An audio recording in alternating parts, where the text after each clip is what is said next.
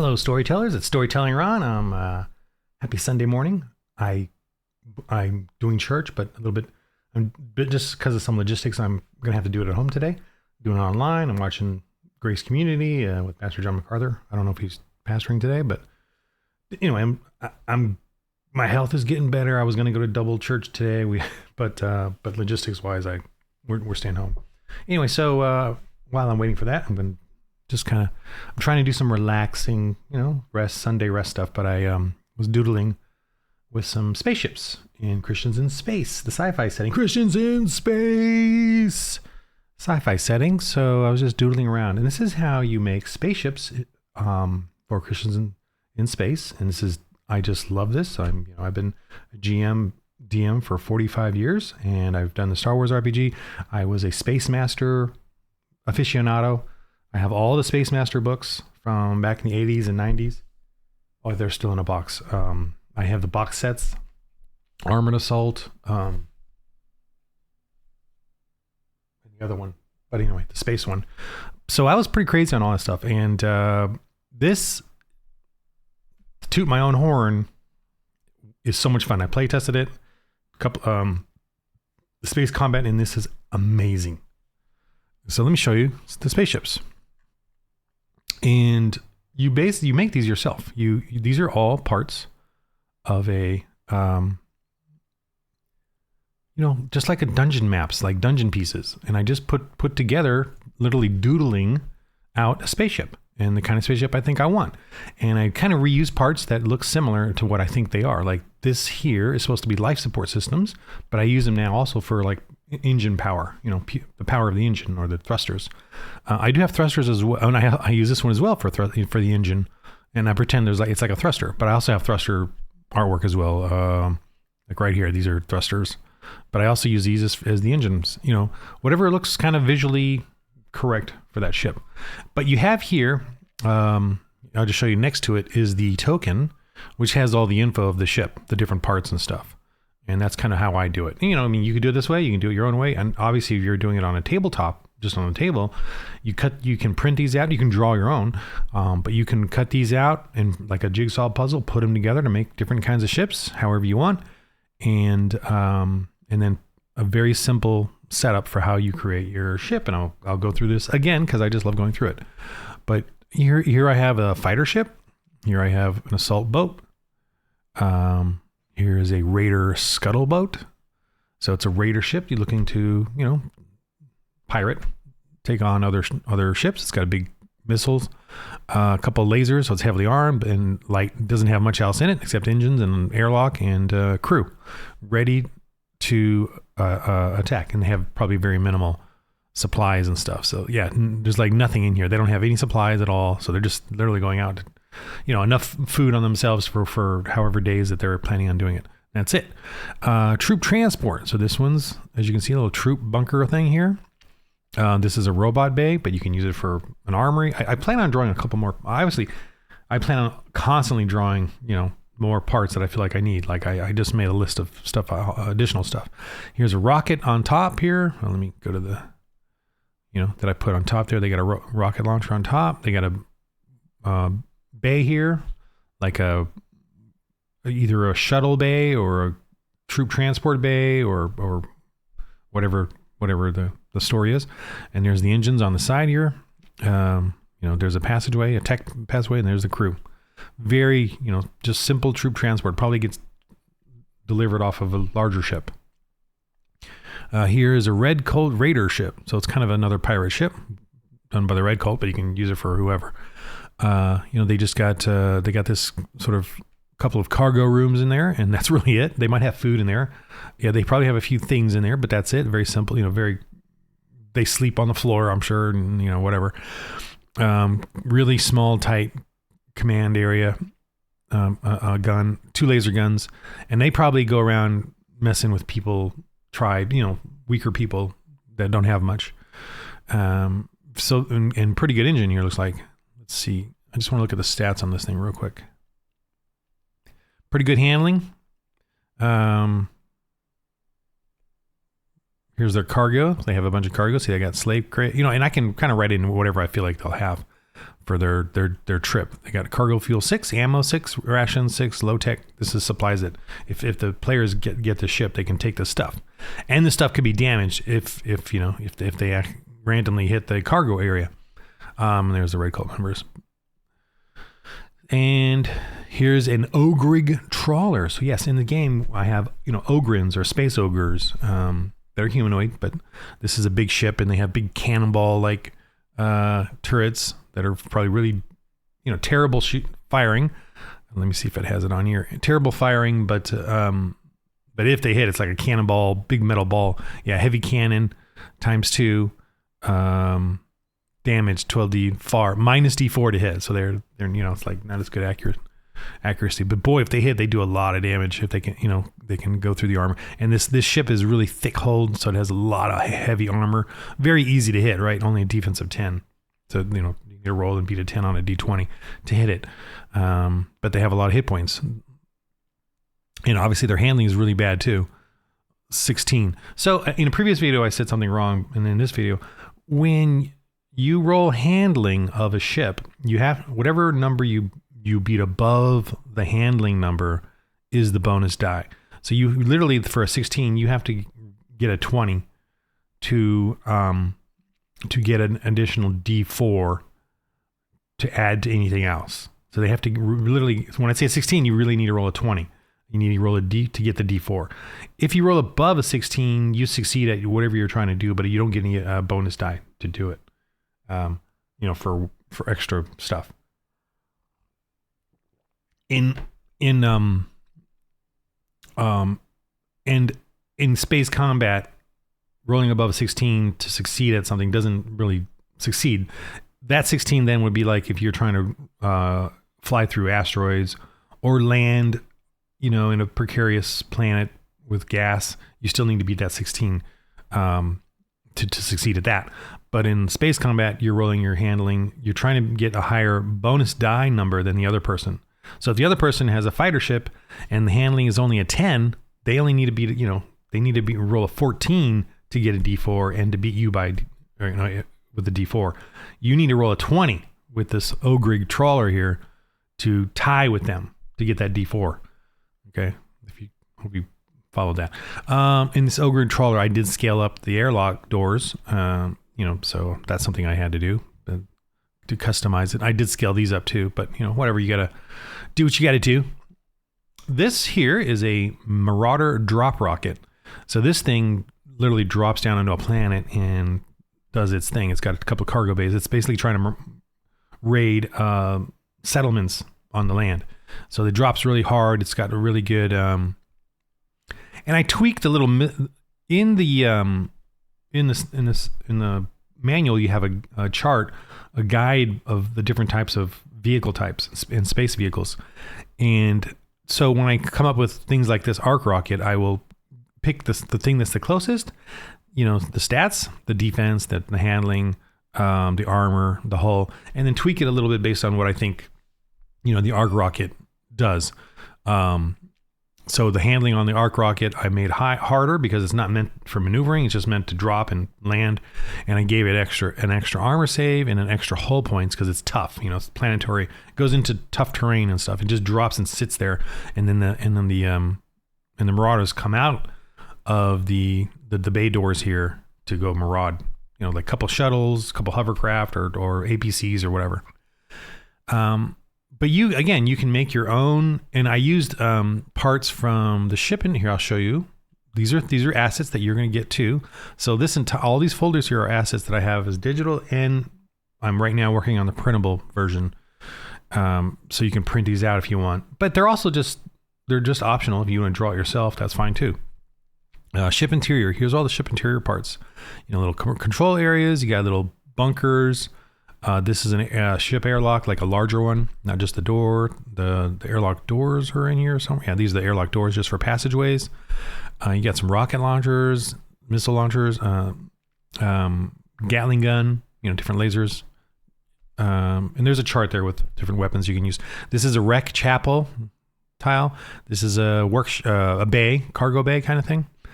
This is like a tech passage, and these are normal passages. This is like a, for tech, whatever tech work. You can use either one though. just some crates. This one is a workshop, engineering shop. This one is a medical lab, med lab. This one is either life support or engines or whatever. This one is a robot bay or security. I use it for security a lot, like where I think security people, will have their area, like an armory and ships. And then these are like thrusters. But I also have under outpost, let's go to outpost real quick, this is like for platforms and outposts and mining operations. You can put these down, but you can also use them for ships. You can put some radars on the ship if your comm is really high, your comm links, your communications. You could put these on the ship if you like it's bigger, like especially a space station. I'll show you that real quick in a minute. This is some interior like labs and workshop type of units or machinery or whatever you can place around the set. Space station. This is some flooring and some sort of like if there's a market inside the space station, some storefronts, a little tavern or saloon type unit there. And that was the space station.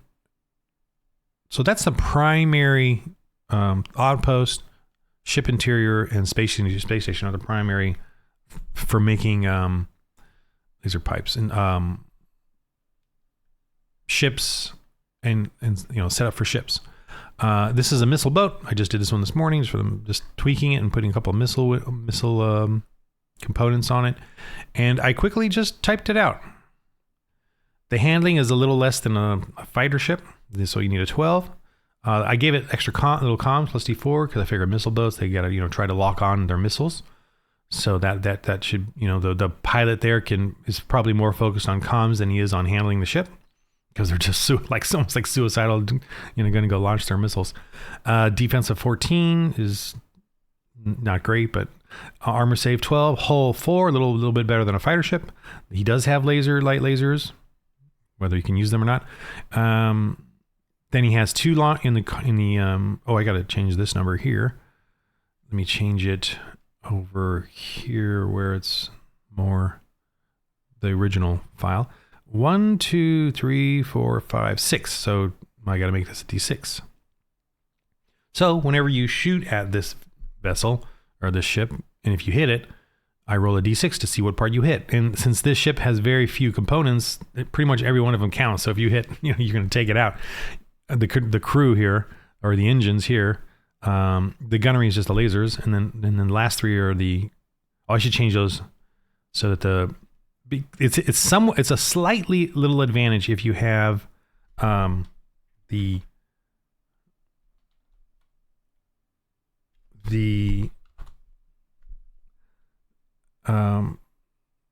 if you have where'd you go? Yeah, okay, just go to the comment. It's a slight advantage to have things at the front because if you hit something and then you just totally destroy it and you have extra hit points left over, that feeds into the next component down the list.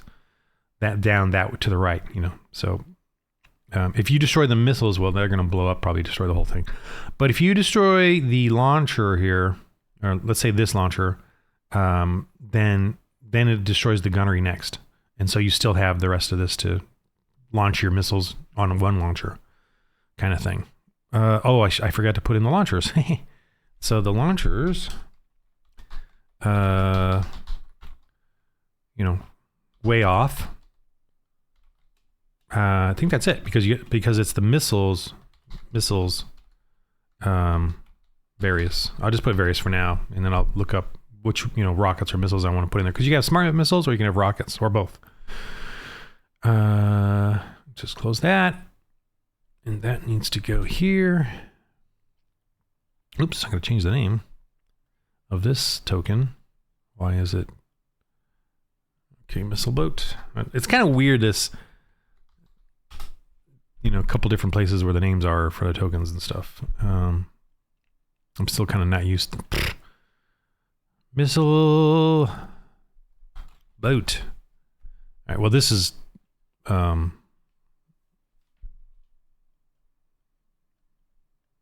Foundry. Messing around. Okay. So, but what's cool about this game too is, and I've explained this before, but I want to do it again, is that when you are in a battle, you will have different components blow up or get destroyed, and you have to run around the ship, or one of the players will. The tech guy has to run around and repair it desperately. You could lose penalties in your handling if the engines or the drives are destroyed or damaged. You have to go, hopefully the tech guy will run over there and go repair that. Or what if one of the guns is hit and destroyed? You got to run over there and repair that. The tech guy does, and then the pilot may want to run over and do the guns, or you have a warrior in there who's shooting.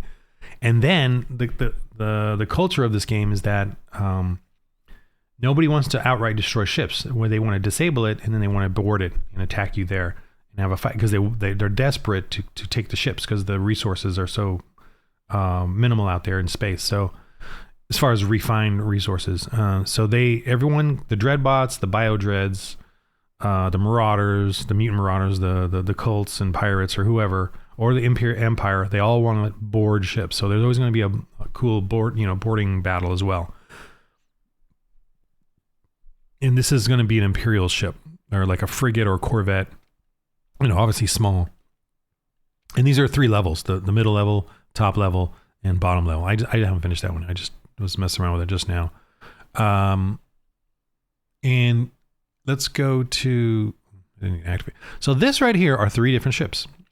This is the platform, the floating platform above the planet, where they're going to create their church. They beat the Red Cult here. They had a little gun battle here on the ground. They shot off the turrets, these 2 turrets here, and then they landed and defeated the cults. It was a very small, dismal cult thing, and then this gravity well keeps them hidden inside the clouds. So that's a perfect place for a church. And this is the regular team. Here, this is the missionary ship. This is the one that you kind of get by default. So it's a lot of fun. They had a space battle in here with some Dreadbots chasing them around the different corridors, and they have a space shuttle here to land. That's from my Star Wars RPG space shuttle or hover shuttle. But anyway, and then this is a new ship that came to bring new missionaries or church planters or pastors and stuff to fortify or build the church up, as these missionaries would then go on to explore space and find final frontier of space and find more places to find terraform planets and genetically modified humans and convert them to Christianity. And then these guys and this is like just a supply ship coming to fortify or build up the church in this one area. And so in this game, just a lot of fun. Great. I know it's weird. It's to me weird. Like, can we even have Christian sci-fi evangelism missionary work? And I'm trying to say that this is a lot of fun. You still get the space battles, you still get the boarding, you still get the pirates, you still get the mutants, you still get the Dreadbots, you get the Terminators, the Tyranids, the Zergs. You still get all that. You still get all of that. But now there's a purpose, and that purpose is to evangelize and save these people from the dread of a life with made up gods or no gods. And then when you have made up gods or no gods, someone is going to become the tyrant. Someone is going to become the tyrant. When you have the God of the Bible, the Christian God, no one can become the tyrant because everyone is keeping each other in check because there's a God. And when at least a third of the people believe that there's an ultimate judge out there, they're not going to let others and themselves get away with tyranny. Because I have a judge, an eternal judge outside of this realm, I am not going to get away with stuff on you, on myself, because I know I'm being watched all the time. Not just some of the time, not just when other people are watching me. I am being watched when I'm alone. When there are innocent people around me, I am being watched. Okay, that is the belief system of Christianity. And you're like, some atheists are like, oh, that's pathetic. Why do you need, because I'm not awesome like you. I'm not perfect like you. Atheists think they're perfect. Atheists think they have empathy or something and they're perfect and they don't need a God. They don't need a judge. I don't trust you at all. I am imperfect. I need a God and I need a judge because I am imperfect. I will never ever trust an atheist. I'm just not going to. Never, because an atheist can be as good as they want, and they can flip that card right at that moment and be as bad as they want. That's why not? There's nothing wrong with that in an atheist mind, because they get to decide. And I am not going to be, I don't want to be around a society where that atheist has the power to decide that kind of thing. I don't get to decide what's good and bad. I don't get to decide that. God has already decided. I'm following it, and I love it. And everything he said is great. I am not going to follow an atheist. What they decide is good and bad. Anyway, so this game, that was another rant. All this stuff is available as Christians in Space. Actually, these assets are available now in my... I don't have Christians in Space available yet, but I would like to say days away from finishing it, but probably weeks, but not that many weeks. But these assets, it's funny, these assets are available right now because I have them all together with the Apocalypse assets, because I'm kind of interchanging a lot of them together for the Apocalypse one. So I'm just keeping those together because the Christians and Sci-Fi, Christians in Space one can use any of the apocalyptic one because of the different planets and that you encounter settings. Okay, so yeah, just my little Sunday morning explaining these fun ships. I don't know of any other RPG, Christian sci-fi like this. If you have a sci-fi RPG, you're going to be stuck getting maps, looking for maps for ships. I don't recall very many ship this type of thing where you actually are in the ship dealing with stuff. It's all theater of the mind, which is fine. But I prefer maps. I love maps. I love having little miniatures or paper miniatures. I like paper now or digital because the clutter of miniatures. But I had for 20, 30 years, I had lots of miniatures. So no big deal there. But you can use miniatures with these, obviously. You just place these down on your table and use your miniatures or run around on them. I would print these out in hard paper, like cardstock kind of, if you want these to be remain flat, because regular paper ones I noticed are kind of warp and bend, and so they're not flat on the ground 100%. And I use paper miniatures on top of those papers, so there's no weight, so it's all kind of goofy. But yeah, this is just a lot of fun to do it this way. And again, I don't know if any other sci-fi RPG does this. You're kind of stuck with whatever maps they draw or whatever you can find off the internet. Whereas in my game, you're not limited. You have these pieces and you can create anything you want with them. Just kind of doing your little doodling jigsaw puzzle of putting things together. And then you can play with them and use them as the map, dungeon battle maps. They're battle maps. You have this ship, you have this ship and this ship and this ship, and you can place them down and start zapping at each other. And the ranges is that's kind of like, kind of just say what the ranges are and who's doing what and figure that out. Because if they're way off, then the guys with the missiles can fire, but everyone else can't. So they got to get in, they got to engage. And if they can't engage because the other one's too fast, that's the game. So like this Ogre trawler what's the range on the cannons? They might actually have a way off range. Oh, I don't have range on them. I'm going to say long or far. Oops, I'm going to type it. And I just think it's far. That's what I think it is. Not way off. That's a launcher. So the Ogre trawler will either try to get in close to them. They'll have to roll really high on their handling and get an extra bonus to do that. And if they can't do it, they're in trouble. They're going to get getting missiled by But of course, these guys' missiles are going to have a hard time penetrating this thing, and they may run out of missiles because they only have so many. Let me see. This troop transport has missiles. How many missiles does it have? 4 missiles. So they could run out.